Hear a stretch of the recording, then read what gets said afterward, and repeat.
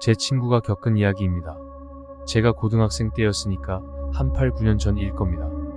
당시 친구가 며칠 동안 학교에 나오지 않았는데 이유인즉슨 집안에 큰일이 생겼고 그 일 때문이라고 했습니다.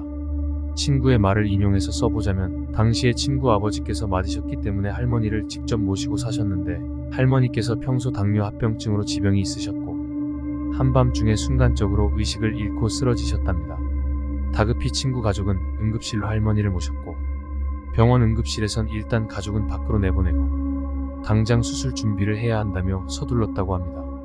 그리고 몇 시간에 걸친 대수술 후 일단 담당 의사는 가족들한테 마음의 준비를 하라며 손을 쓸 수 있는 데까지는 다 써봤으나 시간이 별로 없어서 오늘, 내일이 고비라며 상당히 비관적인 이야기를 했답니다. 친구 아버지를 비롯한 온 가족은 그 자리에서 오열했고 심지어 의사는 더 경황이 없어지기 전에 장례 준비까지 하라며 가족들을 안정시켰다고 하네요. 어쨌건 수술을 집도한 집도의가 포기 의사를 밝힐 정도로 상황이 심각해 결국 하는 수 없이 병원 영안실이며 장례 준비를 하기 위해 지방에 사시던 친척분들에게까지 연락해 모두 모이시게 한 후 시신에 입혀드리는 수의까지 장만하고 상조회사에 연락해 보내드릴 준비를 했다고 합니다. 일단 수술이 끝나신 후 할머니를 중환자실로 옮겨지셨고 장례 준비를 마쳤지만 호흡기에 의존하신 채 가는 숨이나마 이어가고 계셨기 때문에 가족들 입장에서도 섣불리 장례를 치를 순 없었다네요. 할머니께서는 심장 박동과 호흡을 이어가고 계셨기 때문에 마디이신 친구 아버지의 의견에 따라 일단 며칠간만은 더 경과를 지켜보기로 하셨답니다.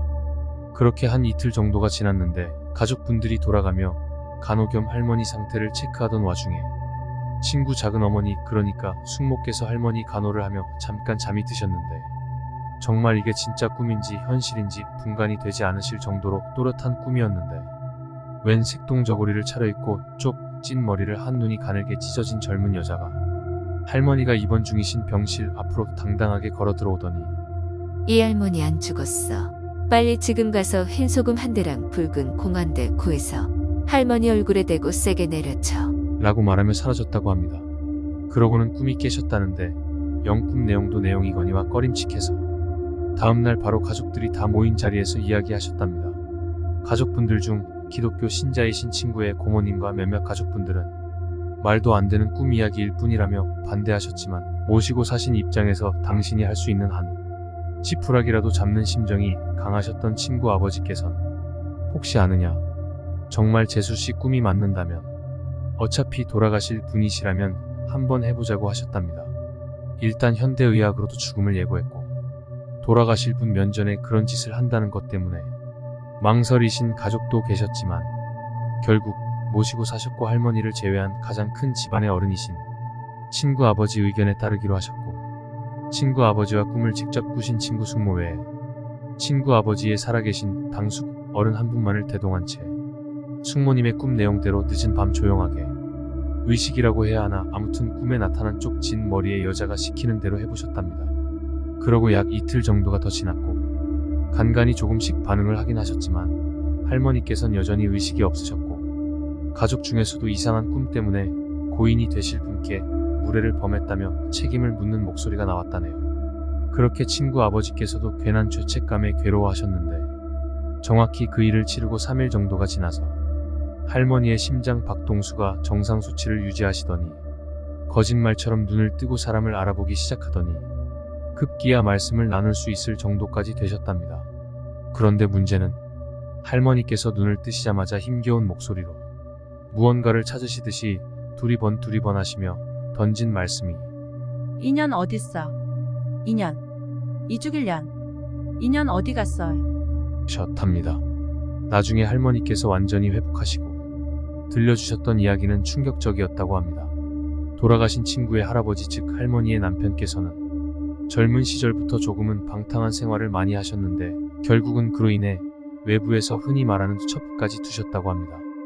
그러니까 좀 순화해서 표현하자면 친구의 작은 할머니 정도 되시겠네요. 그 작은 할머니께서 평소 눈치도 없고 조강지처이신 할머니께 민폐를 많이 끼치셨는데 그로 인해 두 분의 사이가 너무나도 좋지 않으셨다고 합니다.